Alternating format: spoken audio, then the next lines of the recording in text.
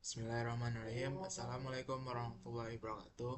Kami dari kelompok 4 praktikum kelas RC ingin menampilkan hasil diskusi kami mengenai kode beserta output yang telah dipelajari pada modul 4 praktikum SSD, yakni klasifikasi dengan analisis diskriminan. Berikut adalah nama dari anggota kelompok kami.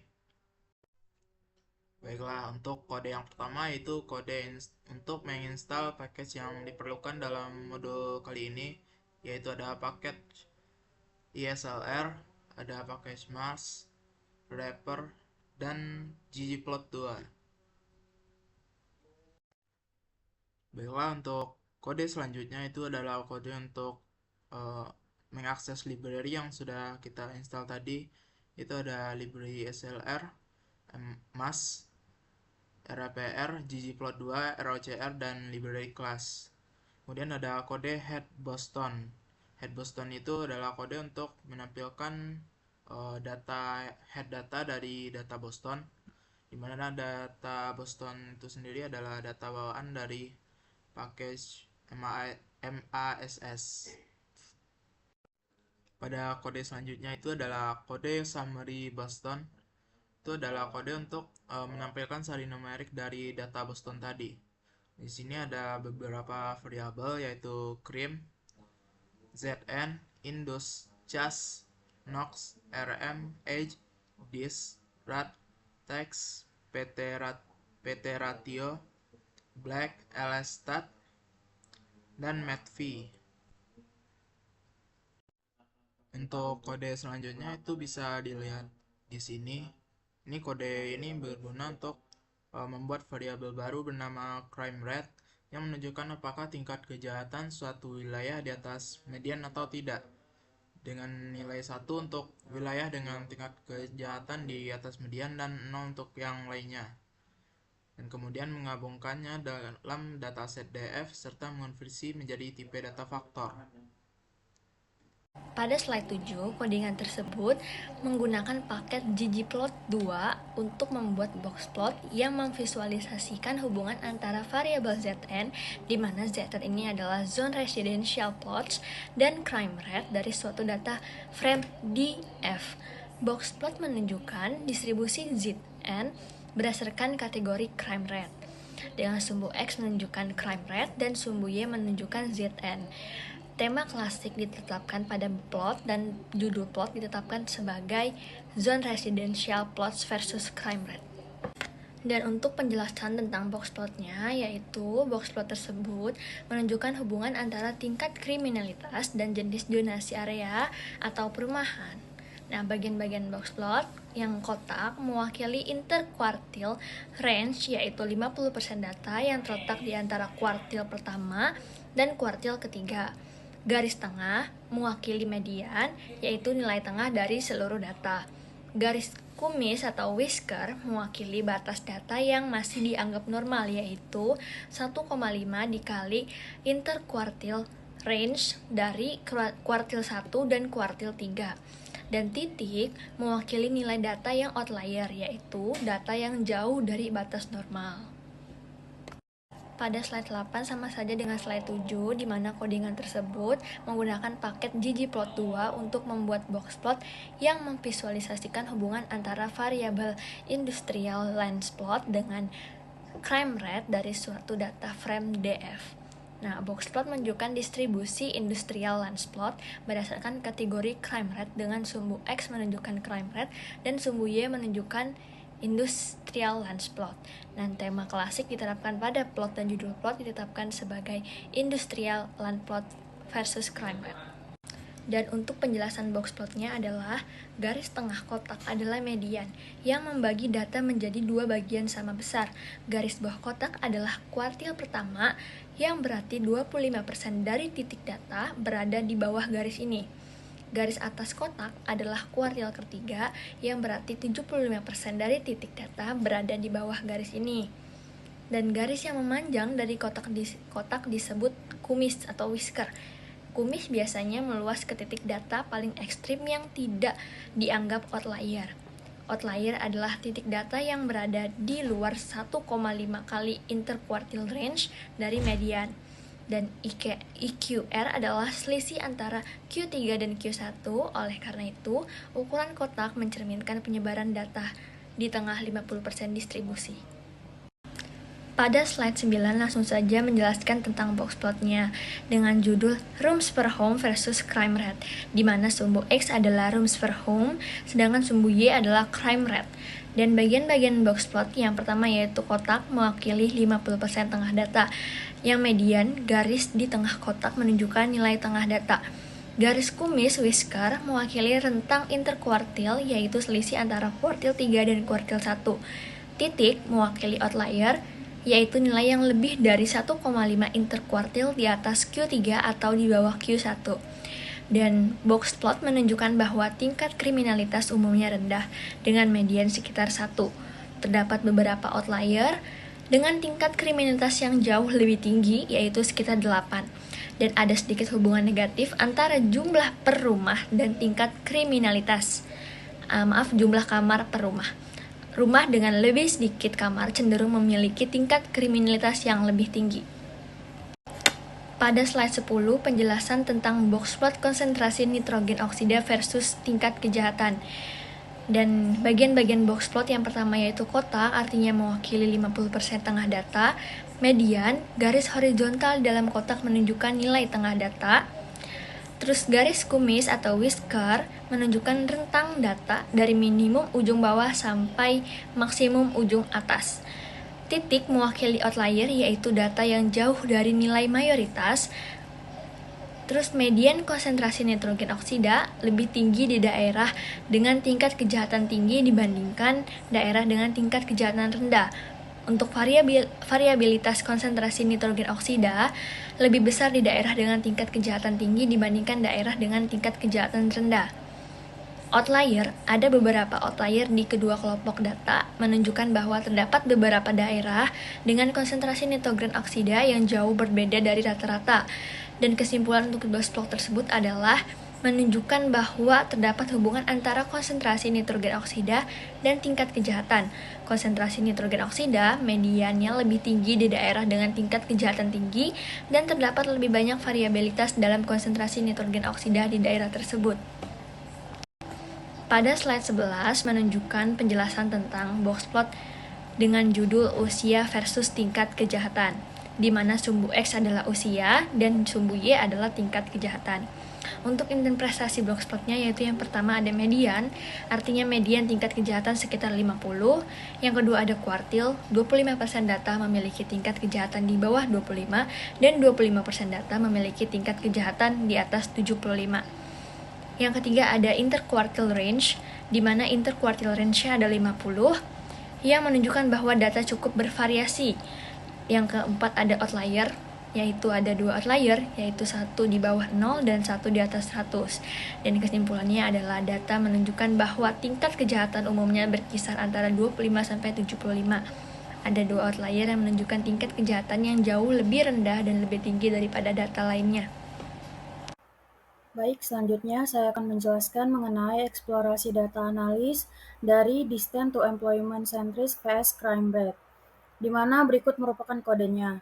Kode tersebut menggunakan paket ggplot2 untuk membuat sebuah box plot dari data frame DF. Variabel dis yaitu jarak ke pusat-pusat pekerjaan digunakan sebagai sumbu Y atau sumbu vertikal, sedangkan variabel crime rate digunakan sebagai sumbu X atau sumbu horizontal. Box plot tersebut diwarnai berdasarkan nilai crime rate. Fungsi dem classic digunakan untuk mengatur tata letak plot menjadi tata letak klasik. Sedangkan fungsi labs digunakan untuk memberikan judul pada plot dengan judul Distance to Employment Centris vs Crime Rate. Output dari kode tersebut dapat dilihat pada layar yaitu berupa box plot, di mana box plot tersebut merupakan perbandingan antara variabel jarak ke pusat pekerjaan dengan tingkat kejahatan. Dapat dilihat bahwa semakin dekat jarak ke pusat pekerja, semakin mungkin terjadi tingkat kejahatan. Selanjutnya yaitu exploratory data analisis antara access to radial highways versus crime rate. Berikut merupakan kodenya. Sama seperti halaman sebelumnya, kode tersebut menggunakan paket ggplot2 untuk membuat sebuah boxplot dari data frame DF, di mana variabel rad akses ke jalan raya radial digunakan sebagai sumbu Y atau sumbu vertikal, sedangkan crime rate digunakan sebagai sumbu X atau sumbu horizontal. Boxplot tersebut diwarnai berdasarkan nilai crime rate, dan fungsi DM classic digunakan untuk mengatur tata letak plot menjadi tata letak klasik. Sedangkan fungsi labs digunakan untuk memberikan judul pada plot dengan judul yaitu access to radial highways versus crime rate. Berikut merupakan output dari kode tersebut, di mana outputnya menjelaskan bahwa boxplot tersebut menampilkan perbandingan antara akses ke jalan besar dengan tingkat kejahatan. Dapat dilihat dari boxplot tersebut bahwa semakin jauh akses ke jalan besar, maka semakin banyak pula terjadi kejahatan. Selanjutnya yaitu exploratory data analysis antara pupil-teacher ratio vs crime rate. Berikut merupakan kodenya, di mana pada kode tersebut digunakan paket ggplot2 yaitu untuk membuat sebuah boxplot dari data frame DF, di mana variabel P ratio atau rasio murid guru digunakan sebagai sumbu Y atau sumbu vertikal, sedangkan variabel crime rate digunakan sebagai sumbu X atau sumbu horizontal.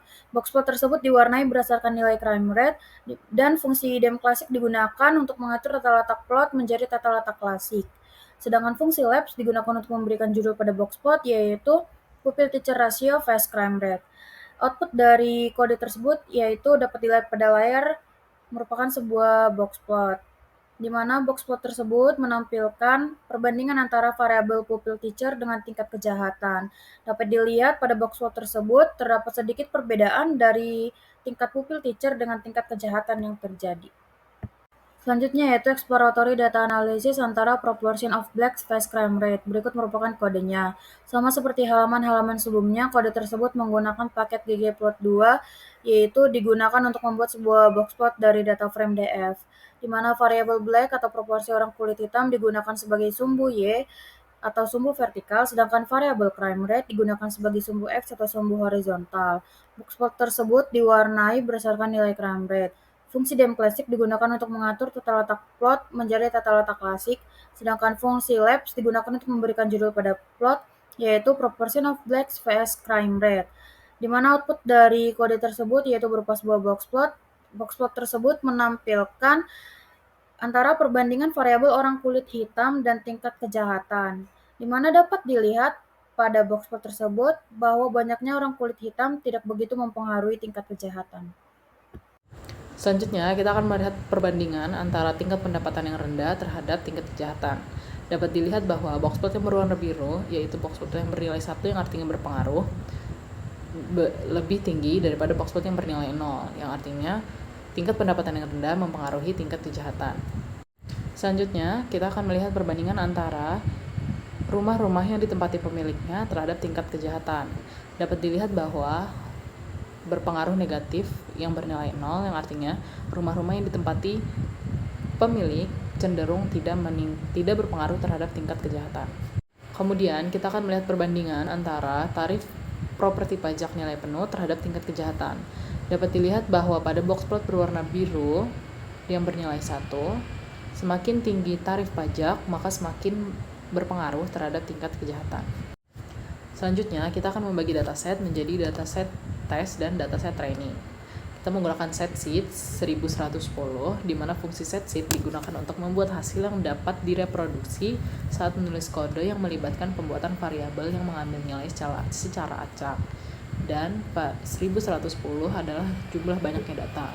Kemudian df split, sort sample, and row df kali 0,8, di mana df underscore split ini adalah variabel yang digunakan untuk membagi data yang menyimpan pembagian data frame. Sort sample itu berarti kita membagi data frame berdasarkan urutan sampel, and row df itu per baris dari data frame, and row df kali 0,8 yaitu kita mengambil 80% dari dataset berdasarkan baris secara acak. Kemudian train df underscore split, di mana variabel train ini menyimpan data frame baru hasil dari pembagian df underscore split yang sudah dilakukan di atas, di mana data train df split ini terdiri dari 80% dataset, kemudian data tes df min df underscore split, yaitu variabel test yang menyimpan data frame baru sisa pembagian dari data df split, yaitu sebesar 20% dari dataset. Oke, selanjutnya kita akan di bagian linear diskriminan analisis. Di sini ada dua baris, yaitu baris pertama ada lda.fit sama dengan lda dalam kurung crime underscore red dan seterusnya, dan baris kedua ada lda.fit, di mana untuk bagian baris 1 lda fit itu kode ini menggunakan fungsi lda itu dari mas, yang dimana untuk melakukan analisis diskriminasi linear lda. Terus crime rate itu menunjukkan bahwa kita ingin menggunakan variabel, lalu untuk sebagai respon. Lalu selanjutnya variabel lain dalam dataset akan digunakan sebagai prediktor. Terus itu data sama dengan trennya itu menunjukkan bahwa dataset yang digunakan adalah tren. Lalu bagian kedua itu lda.fit itu untuk mencetak hasil dari model LDA yang disimpan di lda.fit. Nah, selanjutnya pada slide selanjutnya ini merupakan gambar hasil dari lda.fit yang kode sebelumnya, yang di sini merupakan hasil dari kode yang sebelumnya. Nah, di sini fungsi LDA-nya itu yaitu untuk melatih model LDA dengan variabel respon dari crime underscore red dan semua variabel lain di dataset trend sebagai prediktor. Lalu probabilitas prior group itu menunjukkan peluang awal dari setiap grup sebelum analisis dengan nilai 0,4851 untuk grup 0 dan 0,51 itu untuk grup 1. Lalu rata-rata grupnya itu menyediakan berbagai variabel seperti task, ratio, indus, dan lain-lain. Lalu koefisien diskriminasi linearnya diberikan di bawah rata-rata grup. Koefisien ini digunakan untuk menentukan diskriminasi linear yang membedakan antara grup. Nah, outputnya ini berguna untuk membantu kita dalam mengklasifikasi data dan mengurangi dimensi dengan mempertahankan informasi yang paling penting untuk membedakan antara grup. Lalu slide selanjutnya itu ada 3 baris, yaitu ada lda.breadth, lalu ada lda.class, lalu ada table. Lalu untuk lda.breadth, predict lda.fit itu menggunakan model LDA yang telah dilatih sebelumnya, yaitu di lda.fit yang sebelumnya. Itu untuk membuat prediksi menggunakan data uji tes yang fungsi predict digunakan untuk membuat prediksi berdasarkan model yang telah disesuaikan sebelumnya. Prediksi tersebut disimpan dalam lda.breadth. Lalu ada lda.class, lda.breadth, terus $class itu untuk mengekstrak dari kelas prediksi dari objek hasil prediksi lda.breadth. Jadi kelas prediksi tersebut disimpan dalam variabel lda.class. Lalu ada table dalam kurung lda.class itu untuk menghitung tabel kontingensi antara kelas prediksi yang diperoleh dari model LDA. Model LDA-nya itu dari lda.class yang kode yang di atasnya, dan data uji itu di tes $crime underscore red itu untuk memberikan informasi tentang seberapa baik model melakukan prediksi terhadap data uji. Slide selanjutnya yaitu ada akurasi.lda, lalu bagian keduanya itu ada print. Nah, di sini untuk akurasi.lda, kode ini untuk menghitung akurasi dari model LDA, yaitu lda.class sama dengan tes $crime rate akan menghasilkan vektor yang berisi nilai true atau false, lalu yang menunjukkan apakah prediksi dari lda.class sama dengan kelas sesungguhnya dari data uji. Lalu tes $crime underscore red ada mean itu digunakan untuk menghitung rata-rata dari vektor yang akan memberikan proporsi prediksi yang benar. Nilai ini kemudian dikasih dengan 100 untuk mengkonversi ke dalam persentase akurasi. Lalu ada print. Di sini akan mencetak nilai akurasi ke layar menggunakan fungsi print, dan untuk paste digunakan untuk menggabungkan teks akurasi is dengan nilai akurasi yang telah dihitung sebelumnya. Yang terakhir itu ada print, lalu paste, test error is, lalu ada 100 min akurasi.lda, lalu ada logo persen. Nah, di sini print dan paste itu seperti sebelumnya, itu print untuk mencetak dan paste untuk memasukkan test error is ke dalam kode yang selanjutnya. Nah, di situ ada 100 strip akurasi.lda itu untuk menghitung nilai error dari model pada data uji dengan mengurangkan nilai akurasi dari 100%. Karena akurasi diukur dalam persentase, maka error selisih antara 100%. Terus seperti ini yang print pass itu untuk mencetak nilai error ke layar, yang dimana untuk menggabungkan teks dari tes error. Lalu ada simbol persen itu yaitu untuk memberikan laporan tentang seberapa besar persentase data uji yang diprediksi tidak benar oleh model.